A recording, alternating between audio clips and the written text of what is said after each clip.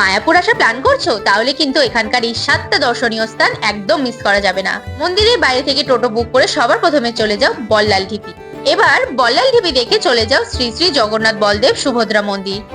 সেখান থেকে চলে যাও ভক্ত চাঁদকাজির সমাধি মন্দির দর্শনে।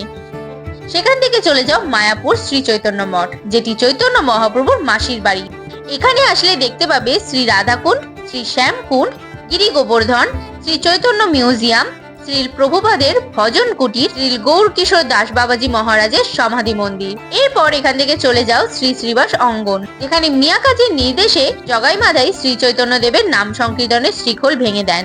সেখান থেকে চলে যাও শ্রী চৈতন্য মহাপ্রভুর জন্মস্থান। এখানে এলে তোমরা সেই নিম গাছটিও দেখতে পাবে যার নিচে শ্রী চৈতন্য মহাপ্রভু জন্মগ্রহণ করেছিলেন।